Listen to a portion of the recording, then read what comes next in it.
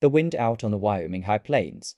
It didn't just blow, it hunted. You didn't walk through it. You pressed on as if each step was a fight you might lose. Mara kept her head down, shoulders hunched, leaning into it like she was bracing against a blow from something that hated her. How many days had she been walking? Hard to say. Her mind stretched out those hours until they overlapped, turned them to a blur. 3 days, probably. Could have been 4. Out here, time twisted when your feet bled and the cold bit down.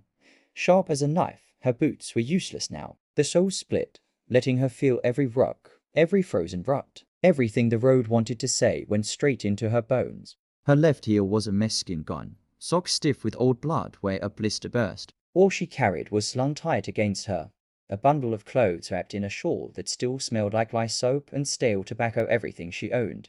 All that remained after she ran. Behind her the land was flat, empty. In front, mountains loomed, sharp as broken teeth, and dusted with early snow, the kind that announced winter was about to clamp down hard. Up above, the sky was bruised and heavy, pressing the world flat. No sun, just a tired grey light that told the truth.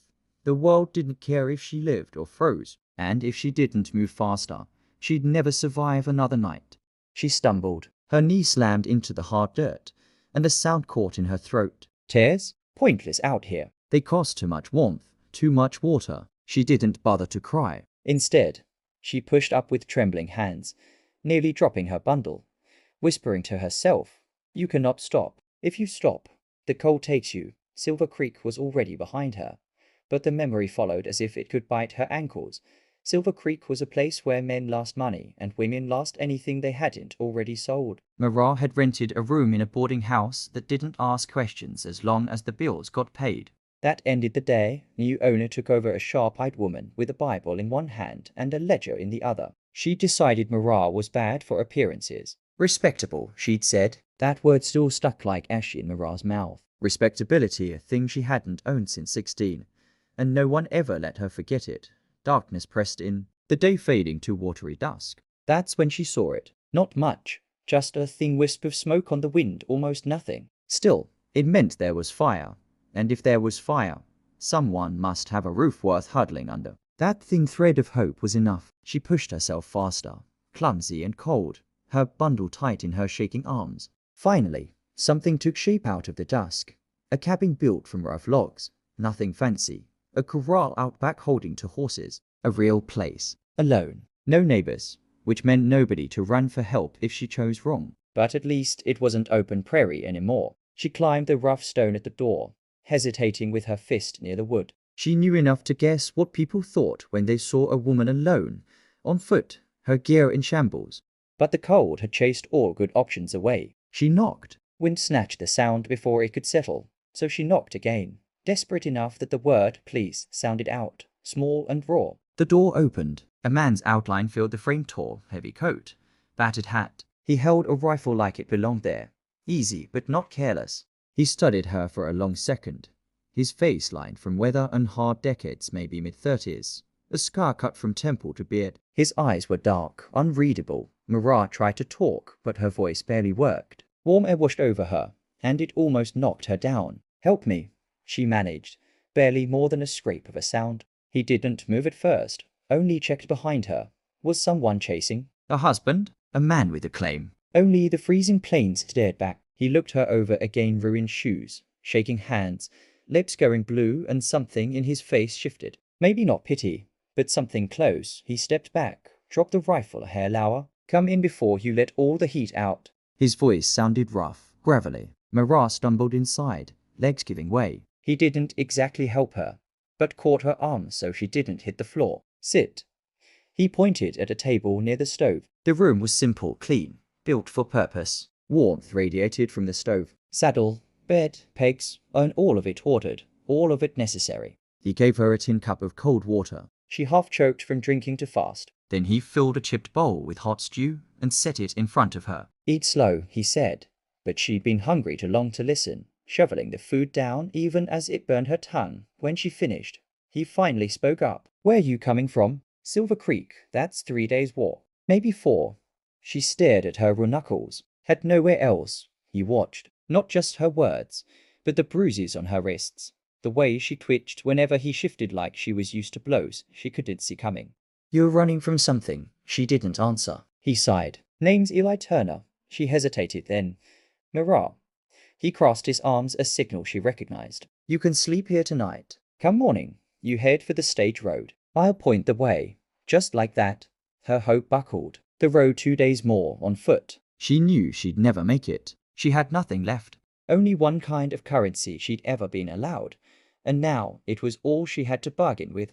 She stood, her body trembling like a whipped horse. Mr. Turner, she said. He looked up, waiting for what she'd offer. I'm not worth much, she whispered, but I'll do anything for a roof tonight. The air got heavy. The wind slipped under the door, cold in her bones. Eli's jaw bunched. He looked like he might throw her out. Instead, his voice came back clipped, with a kind of anger that burned but wasn't for her. No, he said. Not here. He didn't want her like that. The anger in his face, she saw it was at the world. Boiling at the way it forced people to believe their skin was all they had to trade. Night fell hard. The wind clawed at the walls, snow hissing and whining against the window. Mirah sat by the stove, hugging her knees, watching the fire, watching Eli as he moved about hanging his coat, checking everything twice. He didn't look at her much. That almost hurt worse. Men usually stared, calculated what they could take. Eli had looked once, really seen her, and then turned away. Maybe the only mercy left out here. Mirah didn't know what to do with that. After a long time, he spoke. Take the bed, he said quietly, nodding at the cot. I'll sleep in the chair. She shook her head. I'll sleep on the floor, not in this cold. Take the bed. She hesitated, then eased onto the edge. It was hot, yes, but it was also clean, smelled faintly of cedar. Not perfume or sweat or cigars, just the woods. Eli sat near the door, boot propped up, rifle leaned close. He watched, but with a tired man's wariness. Not hunger. She curled up under a thin blanket, exhausted. Her last thought, before sleep found her, was that maybe she'd only survived because it was Eli she found tonight, not someone else. Mirah woke with a start, hours later, to the sound of thundering hooves. Not Eli's horses more, and fast. He was already at the window. Pasture change guard dog tents. Mirah fought her way upright. What is it? Eli didn't glance back, just peered into the blue-black dark. Riders, he said. 3 of them, and Mirah felt the cold settle in her chest, because every story has a before and an after, and she could sense something shifting, right there in the cabin with the snow raging outside. Her stomach twisted into knots real. What fear now? Cold spreading all the way down to her bones. They found me. She could hardly breathe. Quote. Eli turned just enough to catch her eye. Who? Mirah squeezed her arms around herself. I told you I left Silver Creek. I never told you who I was running from. The secret hung in the air, heavier for being spoken out loud. Eli's eyes narrowed. You're telling me now.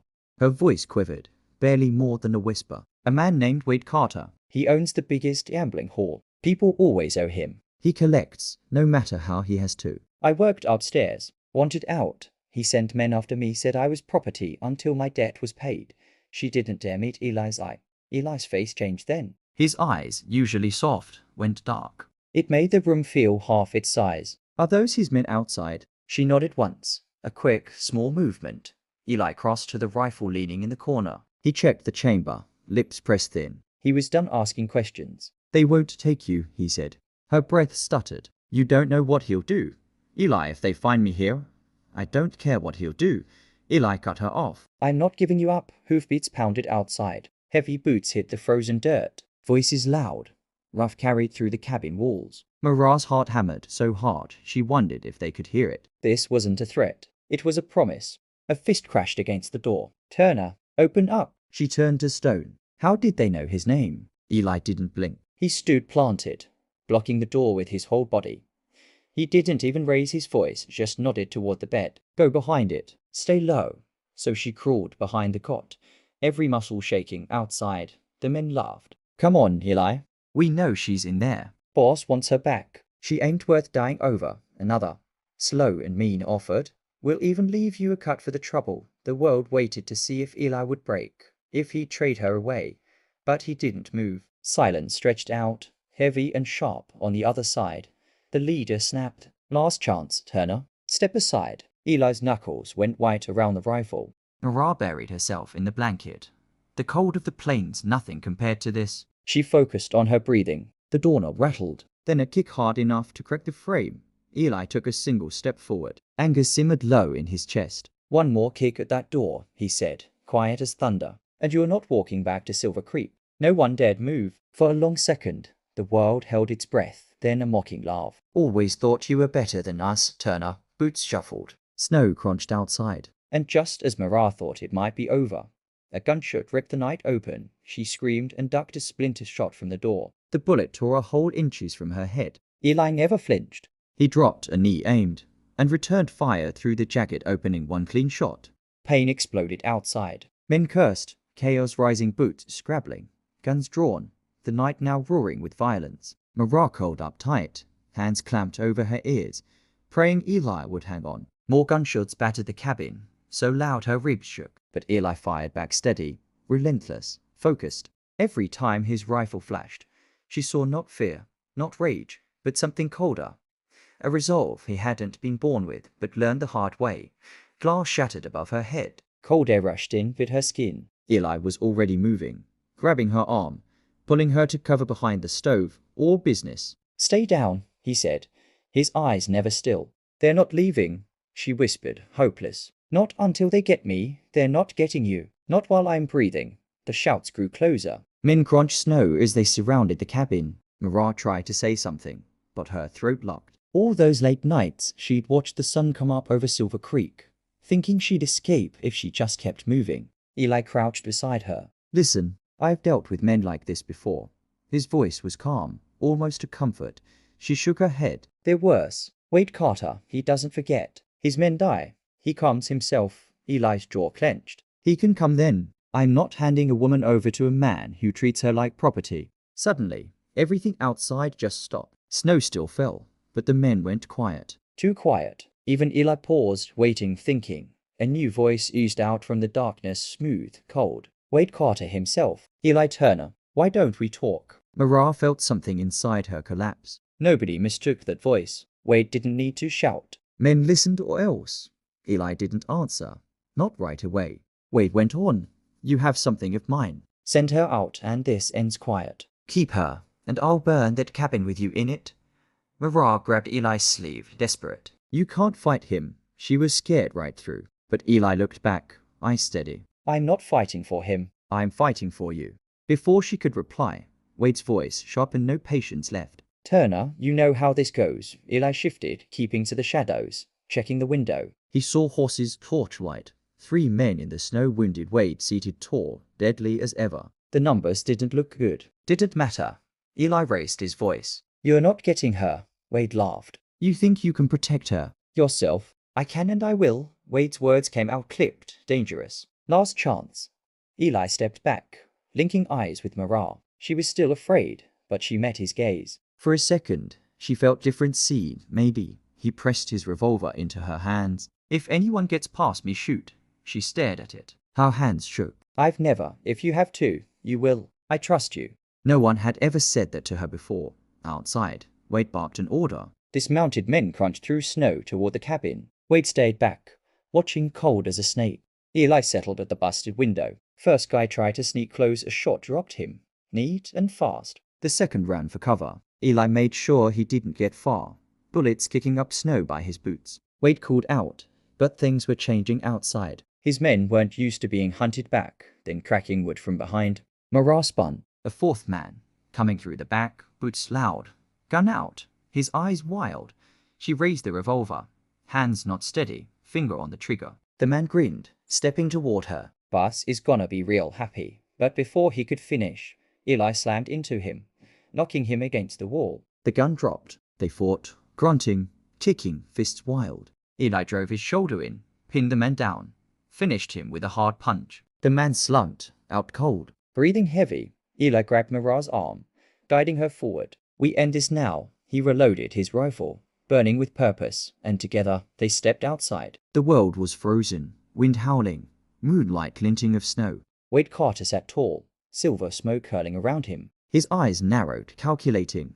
You're making a mistake, Turner, Wade said. Eli only replied, No, you did. Wade reached for his pistol, but Eli was faster. A single shot. Wade fell. a stunned look on his face, body dropping from the saddle into the snow. Silence followed, thick and total. A couple of Wade's men stood stunned, glancing at each other. No one wanted to test fate now that their boss lay still. Eli lifted his rifle, voice hard. Pick him up. Get back to Silver Creek. Tell them she's not anyone's property. Not now. Not ever. No one argued. They dragged Wade into the saddle, disappeared into the night for a while. Only the snow made a sound as it drifted down. Mara stood there, the cold making her shiver, but for a different reason entirely. Why?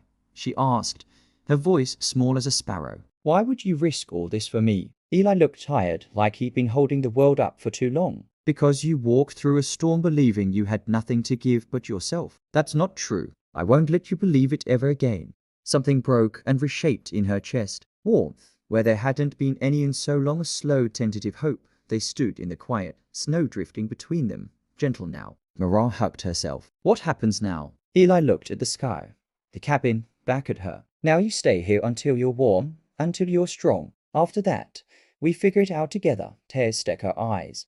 This was safety. This was choosing to live instead of just survive. Eli smiled, a real one, not the practice kind. Come on, let's get inside. Storm's easing, but your still eyes. Mara followed, leaving footprints in the snow, the kind the sun would freeze into silver by morning. Tonight, though, she wasn't running anymore. Tonight, she had a place. She had the first flicker of a future.